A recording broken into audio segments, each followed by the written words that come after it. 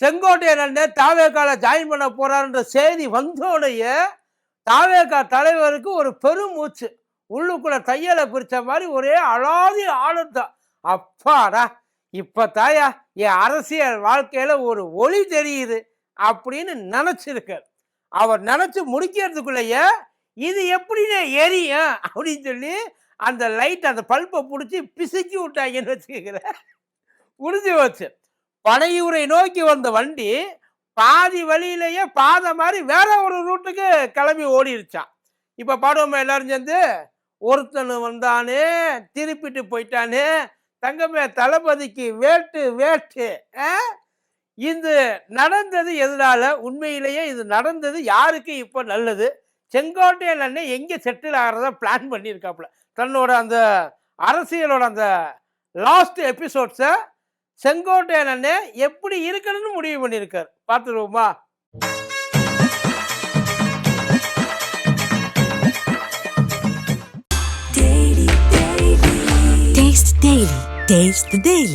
டயா booster சுகரை control பண்ணும், உங்க ஆரோக்கியத்தை மீட்டு தரும். சர்க்கரையை கட்டுப்படுத்துறதுக்கான எளிமையான வழிமுறை, இயற்கையான வழிமுறை. அனைத்து மருந்து கடைகளிலும் கிடைக்கும். மதியம் வணக்கம். இது மதியம் தர்பார் கூத்தரை கோப்பு.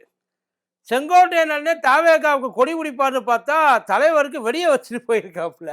ஆனால் உண்மையிலே விஜய் கொடுத்த ஆஃபர் அப்படின்றது பயங்கரமான ஒரு ஆஃபர், பெரிய ஆஃபர்னே வைங்கள. என் சீட்டை தவிர வேற எவன் சீட்டை வேணாலும் கேளுக்க, தாராளமாக அதை எடுத்து கேட்கலாம் வேண்டாம், நீங்களே எடுத்துக்க, எதுவும் சொல்ல மாட்டோம்.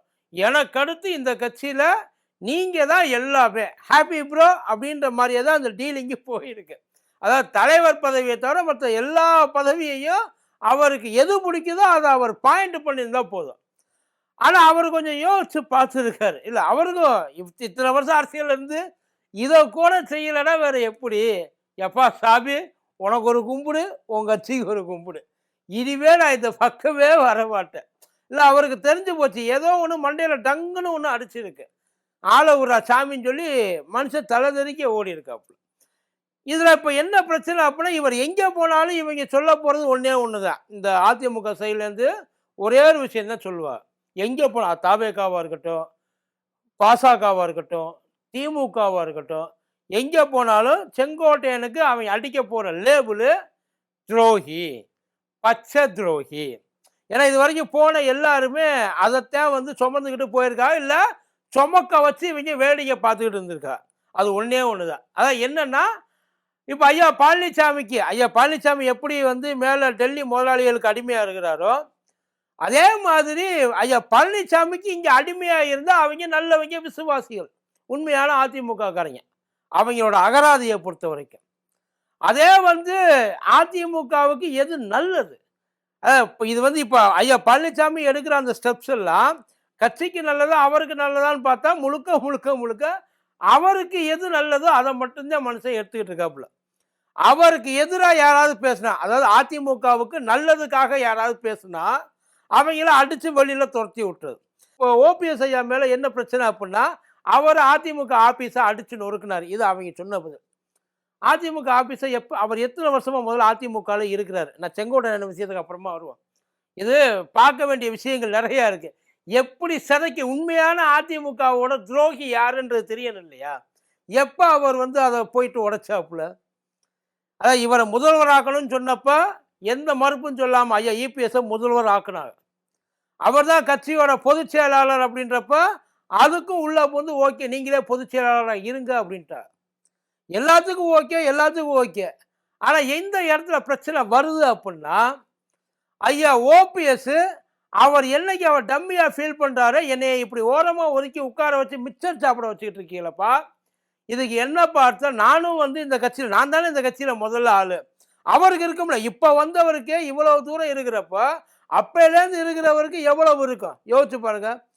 அந்த இடத்த அவர் வந்து கொஞ்சம் எனக்கு ஷேர் பண்ணுங்கப்பா அப்படின்னு கேட்குறப்போ அதுக்கு ஒத்துக்க மாட்டேன்ட்டார்.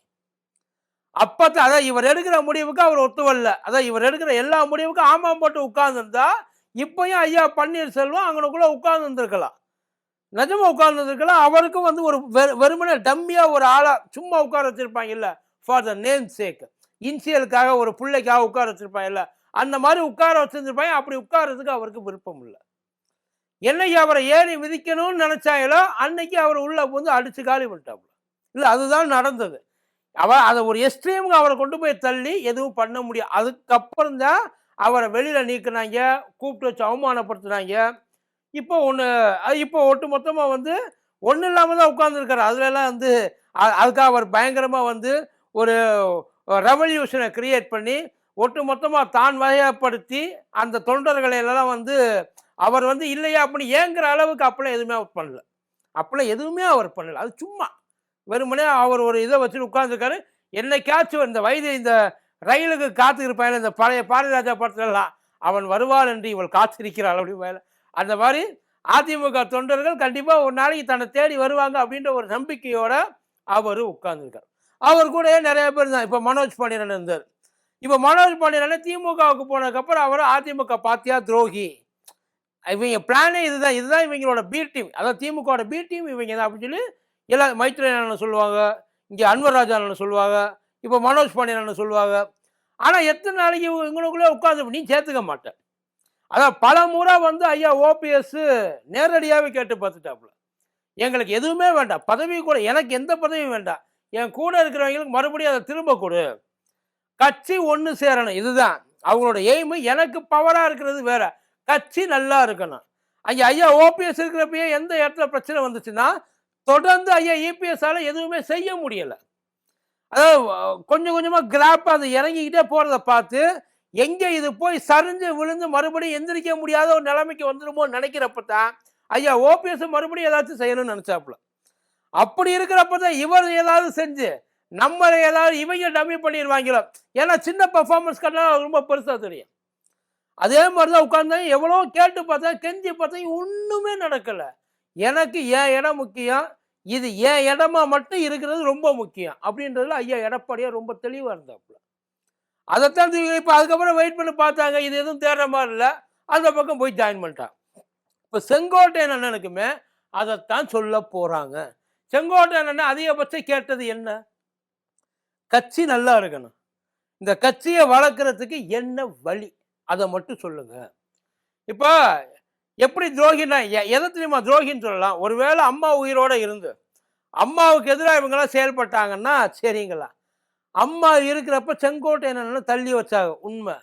செங்கோட்டையன் பிரிஞ்சு வேற எங்கேயாவது போனாரா என்ன? வேற எங்கேயாவது டிஎம்கே போனாரா, பாசக போனாரா, இல்லை வேற ஏதாவது ஒரு கட்சிக்கு போனாரா, இல்லை தனி கட்சி ஏதாவது ஆரம்பிக்கிறேன்னு கிளம்புனாப்லையா? அப்பெல்லாம் போகாதவர் இப்போ ஏன் இப்பயுமே என்ன செங்கோட்டையன் எவ்வளோ பெரிய சீனியர். இன்னும் சொல்ல போனால் ஜெயலலிதா அம்மாவுக்கு விட்டு கொடுத்ததும் அவர் தான் சொல்லலாம், தப்பெல்லாம் கிடையாது, அவர் சீனியர். இப்பயுமே அடித்து சொல்லலாம், எடப்பாடியாருக்கு விட்டு கொடுத்ததும் அவர் தான் சொல்லலாமே. அவர் நினைச்சுதான் எடப்பாடியார் இந்த இடத்துக்கு வந்திருக்கே முடியாது. அவருக்கு தேவை கட்சி, அவ்வளவுதான். இப்போ இவரோட பிடிவாதத்தில் ஒரே ஒரு விஷயம்தான், அதாவது ஐயா எடப்பாடியார் ஒருவேளை 2026 ஜெயிச்சுட்டாருன்னா இவங்க எல்லாருமே முட்டா போயில. எடப்பாடியார் ஒருத்தர் மட்டும்தான் அறிவுள்ளவர், அவருக்கு மட்டும்தான் அரசியல் தெரியும் அப்படின்றதுல எல்லாரும் ஸ்ட்ராங்கா ஃபிக்ஸ் ஆயிடுவாங்க. ஒரு வார்த்தை எவனுமே பேச முடியாது.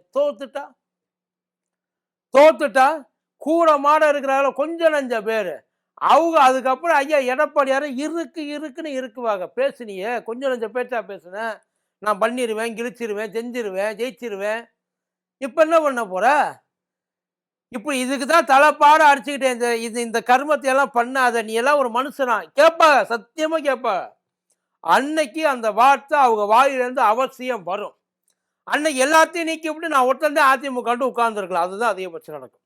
இப்போ செங்கோட்டையன் கணக்குக்கு வந்தோன்னா, செங்கோட்டையன் உண்மையிலே அவர் ஒருவேளை தாவேகாவுக்கு போயிருந்தா அவர் நம்பர் 2வா இருந்திருக்கலாம். அதாவது 2வா ஒரு பேருக்கு வேணா இருந்திருக்கலாம். ஐயா ஓபிஎஸ் எப்படி அங்கே இருந்தாரோ எடப்பாடி பழனிசாமி கிட்ட சொல்றதெல்லாம் கேட்டுக்கிட்டு, அதே மாதிரி விஜய் கிட்ட சொல்றதெல்லாம் கேட்டுக்கிட்டு இருந்திருக்கலாம். ஆனால் அப்படி இருக்க விட மாட்டாங்க. பிரச்சனை அங்கனுக்குள்ள தான் உட்கார்ந்துருக்கு. இந்த புசி ஆனந்த் இருக்காரு, ஆதவர்ஜுனா இருக்காரு, இன்னும் நம்ம ஐஏஎஸ் எல்லாம் உள்ளுக்குள்ள உட்காந்துருக்கு. அதெல்லாம் விட்டுருமா என்ன சார்? என்ன நீ ஏதோ பெருசாக வந்து சாதிக்க போறேன்னு சொல்லி கிளம்பி வந்திருக்க, அப்போ நாங்களாம் அதுக்கு இருக்கிறா, எதையாவது செஞ்சுட்டு நீ நல்ல பேர் வாங்கிட்டு போயிரு. சத்தியமாக அவருக்கு உள்ளுக்குள்ளே இருக்கிற மரியாதையும் போயிரு சார். எவ்வளோ கம்பீரமாக வாழ்ந்த மனுஷன், இவங்க கிட்ட இந்த தற்கொலை கொடுத்துக்கிட்ட மாட்டி நம்ம தவிக்கணுமா அப்படின்ற ஒரு நினப்பு இங்கே வந்திருக்கும்ல. இருந்தாலும் அவருக்கு இன்னொரு நினப்பு உண்டு. அதாவது அவர் இது கட்சி மாறின இது வரைக்கும் அவர் கட்சி மாறினதே கிடையாது. எங்கேயுமே போனது கிடையாது. மனுஷன் செங்கோட்டையன் அண்ணன் அதிமுக ஏன்னா எம்ஜிஆர் கூடவே இருந்து ஆரம்பிக்கிறப்ப வந்து ஆரம்பிச்ச அதிமுகலேருந்து எம்எல்ஏ ஆனவர் அப்பையிலேருந்து. இப்போ வரைக்கும் அதுக்கு விசுவாசமாக தான் இருந்திருக்காப்புல. ஆனால் இப்போ அந்த விசுவாசம் அவங்களுக்கு அவரோட விசுவாசம் கட்சிக்கு மட்டும்தான். எடப்பாடியாருக்கு கிடையாது. நல்லா தெரிஞ்சுங்க. அந்த கட்சியுடைய விசுவாசம் எடப்பாடியாருக்கு பிடிக்கல. ஓகே, இப்போ அதையெல்லாம் விட்டுடலாம் சார். அண்ணன் இப்போ ராஜினாமா பண்ணிட்டார். செங்கோட்டையன் அண்ணன் இன்னைக்கு காலையில் போயிட்டு கோட்டையில் சபாநாயகருக்கு முன்னாடி நான் இனிமே எம்எல்ஏ இல்லை, கட்சியிலேருந்து விலக்கிட்டது வேற.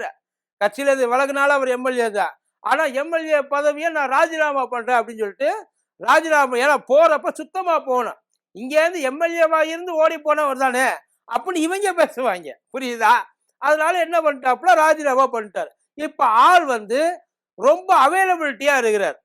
நல்ல ஒரு டேலண்டான ஒரு ரிசோர்ஸு தேவையில்லாமல் சும்மாவே கிடக்கு. இப்போ யாராச்சும் ஒருத்தர் அவைலபிலிட்டியாக இருந்தால் அவங்கள அகாமடேட் பண்ணுறதுக்கு நிறையா பேர் ட்ரை பண்ணுவாங்க.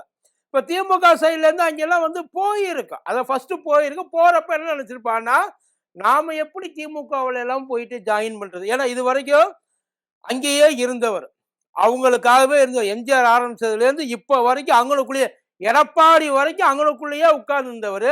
இப்போ வேற வழி இல்லை. எங்கேயாச்சும் ஒரு இடத்துல வந்து அவர் மூவ் ஆன் ஆகி தான் ஆகணும், வழி இல்லை. அப்படின்றப்பதான் தாவேகா ஒரு பெரிய ஆப்ஷனாக இருந்தது. தாவேகாவுக்கு உள்ளே போனால் அங்கே அவரால் முடிஞ்சது அவர் நிறையா பண்ணலாம். ஆனால் அங்கே இருக்கிறவங்க அவரை நிறைய செய்வாங்க. அதுவும் அவருக்கு நல்லாவே தெரியும். இதனால தான் இது ஒரு மீட்டிங், அதாவது மேபி இருந்திருக்கலாம், அவருக்கு ஒரு தாட் இருந்திருக்கலாம், இல்லை அவர் தாட் இல்லாமலும் இருந்திருக்கலாம். ஒரு அழைப்பை வந்து போட்டு பார்த்துருக்கிறதா ஒரு கேள்வி.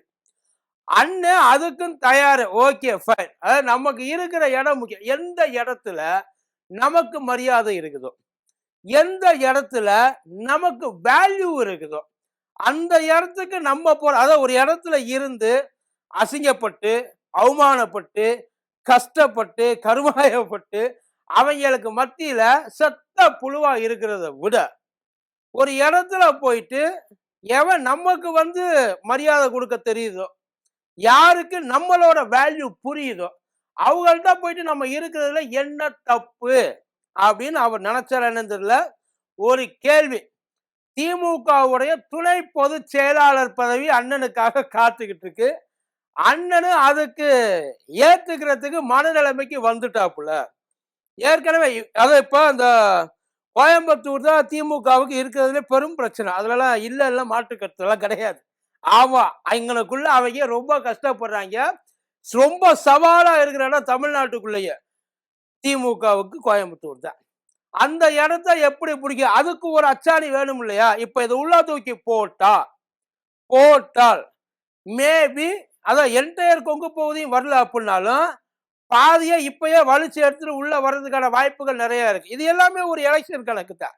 அது மட்டும் இல்லாம நல்ல ஒரு இதுவும் கூட இல்லையா, இவரை கொண்டாந்து உள்ள வச்சுக்கிறது மூவ் தானே. இப்ப அங்கேருந்து இங்கே போறது, இங்கேருந்து அங்கே போறது. இவரை போயிட்டு கட்சி தாவுறதுன்னு தயவு செய்து யாரும் சொல்லிடாதீங்க. கட்சி தாவுறதுன்றது அவங்களுடைய சுயநலத்துக்காக தாவுறது. இவரை அடிச்சு வெளியில பத்தி விட்டாங்க. அதாவது இந்த கட்சி நல்லா இருக்கணும்னு நினைச்ச ஒரு மனுஷனை அடிச்சு வெளியில பத்தி விட்டவர் வேற எங்கேயும் வெளியில போகக்கூடாது, போனா அது கட்சிக்கு செஞ்ச துரோகம்னா அப்ப இவர் அடிச்சு வெளியில தோற்றி விட்டது கட்சி இவருக்கு செஞ்ச துரோகம் இல்லையா? அதெல்லாம் இருக்கிறது தான். கூடுமான வரைக்கும் அவர் போறது எல்லாரும் 27ன்றாங்க. 27 நாளைக்கு கிடையாது, 28 வெள்ளிக்கிழமை அண்ணன் போயிட்டு ஒட்டு மொத்தமா திமுகவை குசி பண்ண போறாரு அப்படின்ற மாதிரி சொல்றாங்க. பாப்போம், இன்னும் ஒரு நாள் தானே, வெயிட்டிங்ல இருந்தா எல்லாம் தெரிஞ்சு போயிடும். நன்றி.